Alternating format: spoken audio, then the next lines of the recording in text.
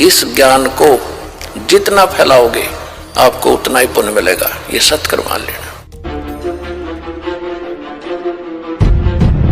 पहचान कर भटक रही है, नहीं तो इतना आसान है मोक्ष, इससे आसान वस्तु है कौन ही, और इससे आसान कोई काम नहीं। जैसे रोटी खाना बनाती है बहनें, बेटियां, माताएं, और कितना जुगाड़ जोड़ती हैं, अब गिनती भी ना हो, इतने आइटम इकट्ठे करने पड़ते हैं।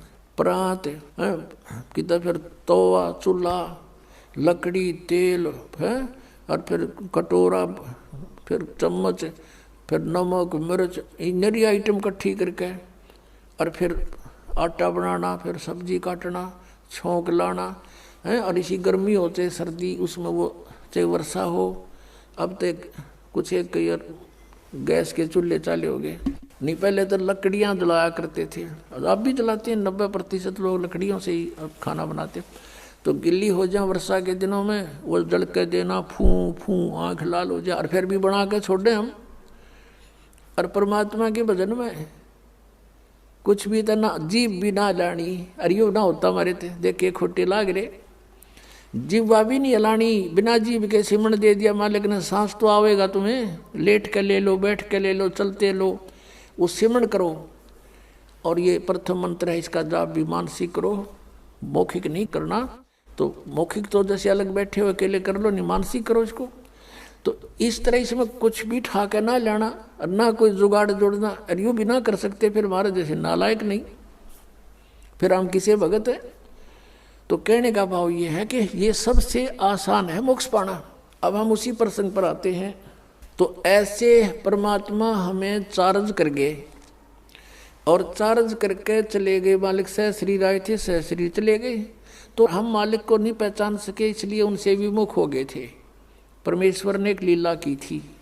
अब परमात्मा के बहुत से शिष्य हो गए, और सत्संग किया करते थे, वहाँ पर भक्त आते थे, बेटियां बहनें भी आती थी। तो जब हमें सुख हो जाता है तो हम अपने परमात्मा में भी दोष निकालना शुरू कर देते। ये मन की आदत है, मन चाहता है इसे दूर करूं किसी प्रकार परमात्मा से। एक वैश्या थी गणिका, उस बेटी ने, बहन ने रात्रि के समय सत्संग सुन लिया। कोई दया हुई परमात्मा की, वह झांकी में बैठ गई अपने मकान में। रात का समय था, कहीं दूरी पर सत्संग हो रहा था, और रात्रि का जो साइलेंट पीरियड होता है, बिल्कुल शांत मौसम होता है, वातावरण, दूर तो का आवाज़ जाती है, और परमात्मा तो चाहे उसको सुना दे घर दूर बैठे। तो उस बेटी ने सारी रात सत्संग सुना कि मनुष्य जन्म परमात्मा पाने के लिए प्राप्त हुआ है, और इसकी भक्ति ना करके असंग जन्म कुत्ते बने, असंग जन्म गधे बने। वो सारी डिटेल मालिक ने सत्संग में सुनाई। तो उस बेटी का एकदम प्रेरणा होगी। पुण्यात्माओं, सत्संग एक ऐसी वस्तु है, ये ऐसा तत्व है कि आत्मा को जोड़ के धर देता है, चाहे कसाई भी क्यों ना हो। तो उस बहन की नींद हराम होगी, तेने तो जुल्म कर दिया, तेरे तो कोड लगेगा, बुरा हाल होगा, और शुभ काम कोई बना नहीं है भगवान, अब क्या बने। सारी रात बेचैनी में इधर उधर घूमती रही। जब सत्संग के बोलिया तो अगले दिन वो फिर मालिक ने दया करी, वहीं आसपास किसी दिन 1-2 दिन के बाद वहीं सत्संग उसके हो गया आसपास। अब वो लड़की वहाँ पहुँची, परमात्मा से कहा कि हे गुरुवर, क्या मेरे जैसी पापन का भी उद्धार हो सकता है? परमात्मा ने कहा बेटा, उसने कहा, परमेश्वर ने पूछा कि आप क्या बात बेटी, या तो कोई भी मुझे निरपराध व्यक्ति नजर नहीं आता, सभी कोई ना कोई अवगुण करते ही रहते हैं, और सत्संग में उसी का समाधान होता है। उस लड़के ने कहा, परमात्मा मैं तो बहुत निकम्मी औरत हूँ, ऐसे ऐसे मैं गणिका हूँ, वैसा हूँ, क्या मेरे जैसी दुष्टा का भी उद्धार हो सकता है? परमात्मा ने कहा बेटा, अब कितना ही मैला कपड़ा है उसका साफ करने का तरीका साबुन और जल है। सत्संग यही काम करता है। लेकिन बेटी, पीछे बनी सो बनी, आगे मत करना। कान पकड़ दिया उस बेटी ने कि आज के बाद परमात्मा कुछ भी नहीं करूँगी, मैं अपना मांग का भोजन खा लूँगी। फिर परमात्मा ने कहा बेटा जो भी तेरा ठीक है संस्कार था, लेकिन इस संस्कार को चेंज कर देंगे हम, भक्ति करना। अब उस लड़की ने उपदेश ले लिया। अब पुण्यात्मा जिसका लागे सोतन जाने, उसने तेन सोचा तू मरगी कति बिरान माटी होगी तेरी, और उम्र भी 40-45 के आसपास हो चुकी है। और पुण्यात्माओं को ये काल जगह जगह अच्छी बुरी तरह फंसाता है। तो उसके लगन लगी, पिछला संस्कार प्रबल था बेटी का, जहाँ भी सत्संग हो लड़की वहीं पहुँच जा और निकट जा बैठे मालिक के मुंह की तरफ देखे और सत्संग सुने, गहराई से विचार करे। अब क्या होता है कि वहाँ संगत में जैसे कोई और बाहर के व्यक्ति कहने लगे रहे तुम्हारे गुरुजी के पास तो वैश्या भी जान लगी, सुप्रसिद्ध वैश्या थी वहाँ उसकी, काशी शहर की। तो कुछ एक ने तो अपनी बहन बेटियों को, अपने जैसे पुत्रों को जाना बंद करवा दिया, और कुछ एक जो वहाँ जाते थे वो उस लड़की को धमकाने लगे, तो मत आया कर यहाँ पर, तूने गुरुजी की बेइज्जती करा दी है, सारे शहर में चर्चा हो रही है। अब वो रुके क्योंकि उसको तो मुश्किल तरह पाया बेचारी ने, और वहाँ से दूर होगी तो उसने हिसाब ला लिया तेरा तो नाश हो गया, नरक में भी ठिकाना नहीं है। तो अगले दिन परमात्मा के सामने रोने लगी, प्रभु आपकी बेटी है तो पापन, प्रदाता अपना आश्वासन दिया है कि पापी भी पार हो जाते हैं, इस आस में मैं आपके चरणों में लग रही हूँ और मुझे यहाँ आने के लिए मना किया जा रहा है। परमात्मा ने कहा क्या बात सारी बता, कि ऐसे ऐसे कुछ भक्त कहते हैं, कुछ माई कहती हैं कि तू नीच है, यहाँ मत आया कर, गुरुजी की बेइज्जती करा दी। तब परमात्मा ने कहा बेटा तू खूब आया करे, और तुझे मना करे उसको मुझे बताना है। फिर परमात्मा ने सत्संग के माध्यम से उनको आगाह किया, भाई कोष्टी हो वह संत बंदगी कीजिए, हो वैश्या के विश्वास चरण चित दीजियो। यदि कोई भगत के कोड भी लाग रहा हो, चाहे कैंसर हो रही हो, लाड़ पड़ती हो, और वो भक्ति कर रहा है, नाम ले रखा है, उससे नफरत नहीं करनी चाहिए, उसको भी सत्साई बुलावे, प्यार से बोले। ये तो किसी का भी हो सके यह बीमारी, तो आपका भी हो सके जब बकवाद करोगे तो। लेकिन अब वो भक्ति कर रहा है तो भक्त हो गया वो, और इससे उसको राहत भी मिलेगी। और जैसे कहते हो वैश्या के विश्वास चरण चित दीजिए, यदि किसी बहन बेटी गलती से किसी भी दुष्कर्म में फंसी हुई है और वो भी सच्ची लगन से भक्ति करती है, कहते हैं उसको भी रिस्पेक्ट देना, बकवाद नहीं करनी चाहिए। तो इस तरह के बहुत से प्रमाण दिए कि इंसान अपने अवगुणों को नहीं देखता, दूसरों में दोष निकालता है। और ये खास बात होती है कि चोर को चोर दिखाई देते हैं और दुष्कर्मी को सभी दुष्कर्मी दिखाई देते हैं। जैसे एक चोर आकर के एक नेक व्यक्ति के घर पर रुक गया, राह चलता अतिथि बन के। अब उस नेक व्यक्ति ने उसको एक नेक अतिथि जाना, क्योंकि वो स्वयं नेक था, उसने उसको चोर नहीं माना, खाना खिलाया, बढ़िया वस्त्र दिए, सर्दियों के दिन थे, अपने घर में चौक में सोया जहाँ आप सो रहा था। अब धनी तो सो गया ठाठ से, चोर उठा, उसका धन निकाल कर रात को चंपत हुआ। अब वो चोर तो चोर था, लेकिन उस नेक आदमी को चोर दिखाई नहीं दिया। फिर एक नेक व्यक्ति उस चोर के घर पर डट गया, राह चलता। अब उसने रोक लिया, रुक गया। अब वो नेक व्यक्ति तो सामने सो गया उसके घर पे, और वो सारी रात जागता रहा, कदे यूँ चोरी कर ले जा रात ने, कदे चोरी कर ले जा रात ने, यूँ जागता रहा, क्योंकि वो दोष उसमें खुद विद्यमान था, उस नेक व्यक्ति में नहीं था, अतिथि में। और अधिक जानकारी वसंत रामपाल जी महाराज जी से निःशुल्क नाम दीक्षा प्राप्त करने के लिए संपर्क करें। हमारे संपर्क सूत्र है 8222880541 8222880542। आप नीचे स्क्रीन पर दिए गए हमारे अन्य नंबरों पर भी संपर्क कर सकते हैं। विजिट करें हमारी वेबसाइट पर। हमारी वेबसाइट है www.yogiyoga.in। jagatguru.rampalji.org। इस ज्ञान को जितना फैलाओगे आपको उतना ही पुण्य मिलेगा, ये सत्य मान लेना।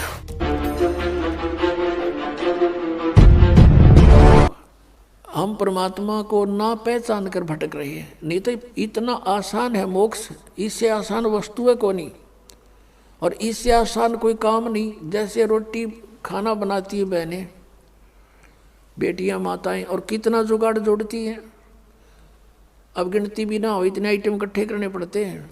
परात कितना, फिर तवा, चूल्हा, लकड़ी, तेल है, और फिर कटोरा, फिर चम्मच, फिर नमक, मिर्च, नरी आइटम इकट्ठी करके, और फिर आटा बनाना, फिर सब्जी काटना, छोंक लाना है। और इसी गर्मी हो चाहे सर्दी, उसमें वो चाहे वर्षा हो। अब तो कुछ एक गैस के चूल्हे चाले हो गए, नहीं पहले तो लकड़ियाँ जलाया करते थे, अब भी जलाते हैं। 90% लोग लकड़ियों से ही खाना बनाते। तो गिल्ली हो जाए वर्षा के दिनों में, वो जल के देना, फूं फूं आँख लाल हो जाए, और फिर भी बना के छोड़ दें हम।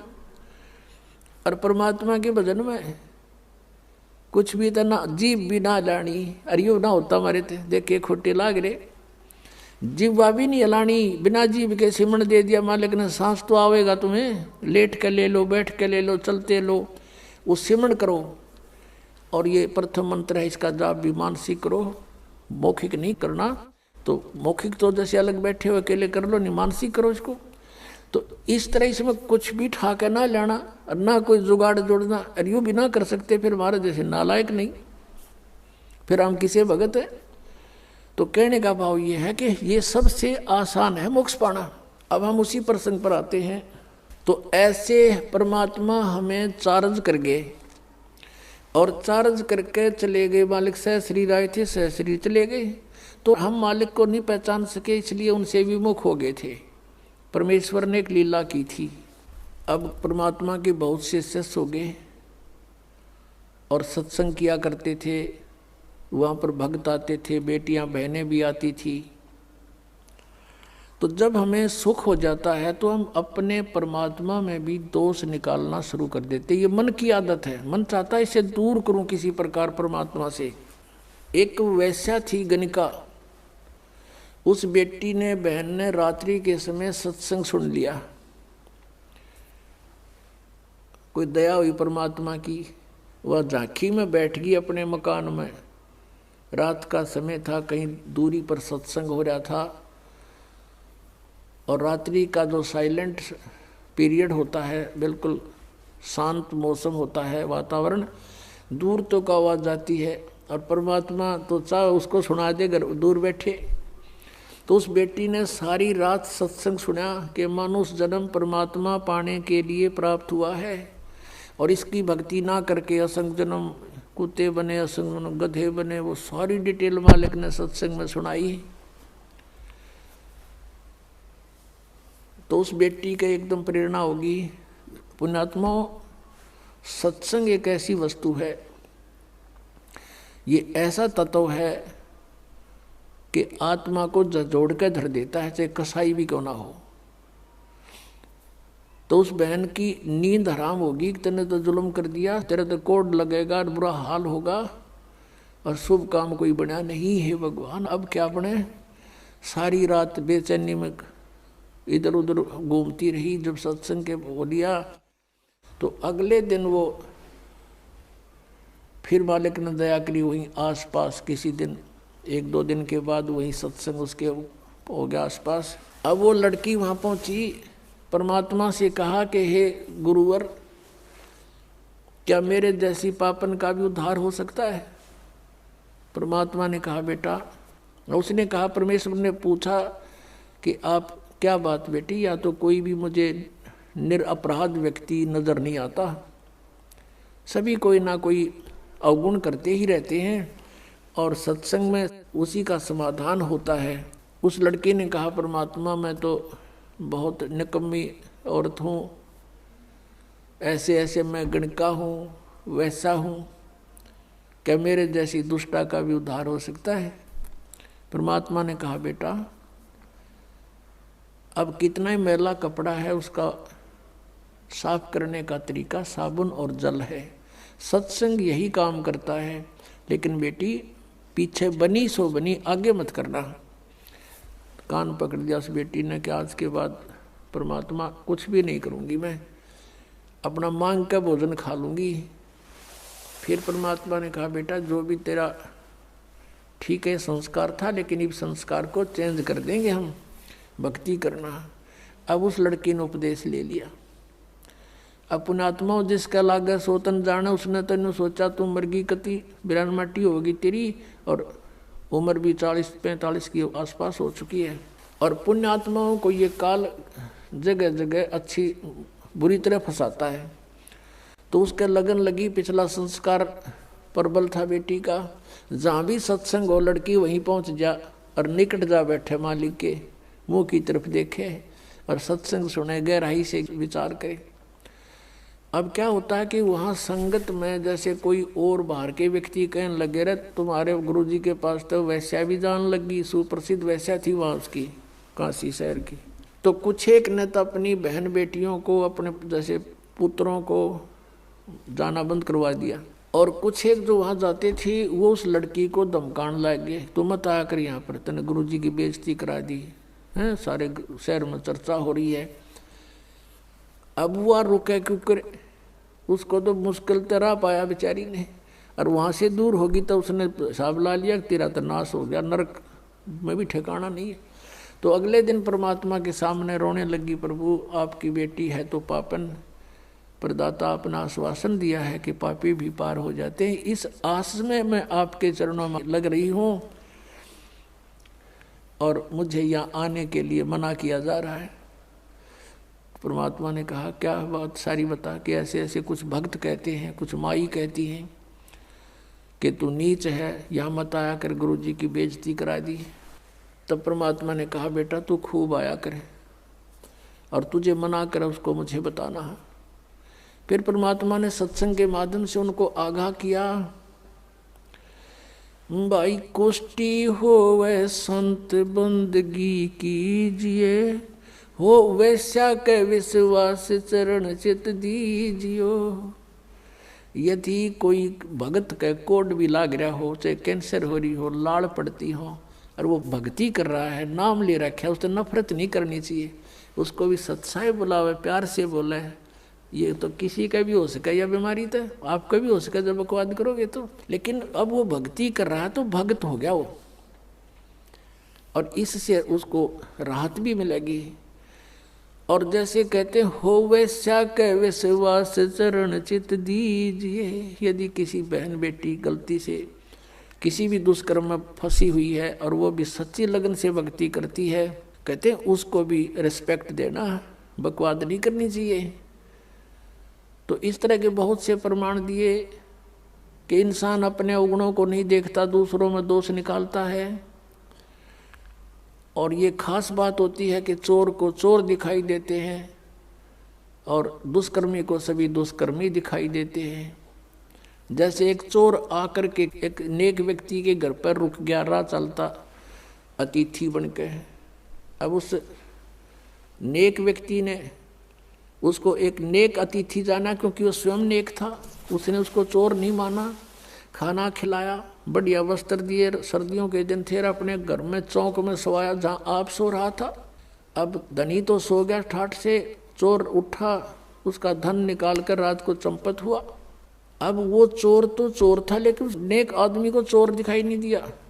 फिर एक नेक व्यक्ति उस चोर के घर पर डट गया, राह चलता।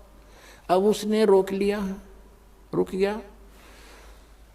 अब वो नेक व्यक्ति तो सामने सो गया उसके घर पे, और वो सारी रात जागता रहा, कदे यूँ चोरी कर ले जा रात ने, कदे चोरी कर ले जा रात ने, यूँ जागता रहा, क्योंकि वो दोष उसमें खुद विद्यमान था, उस नेक व्यक्ति में नहीं था, अतिथि में। और अधिक जानकारी वसंत रामपाल जी महाराज जी से निःशुल्क नाम दीक्षा प्राप्त करने के लिए संपर्क करें। हमारे संपर्क सूत्र है 8222880541 8222880541। 98805442। आप नीचे स्क्रीन पर दिए गए हमारे अन्य नंबरों पर भी संपर्क कर सकते हैं। विजिट करें हमारी वेबसाइट पर। हमारी वेबसाइट है www.jagatgururampalji.org। इस ज्ञान को जितना फैलाओगे आपको उतना ही पुण्य मिलेगा, ये सत्य मान लेना।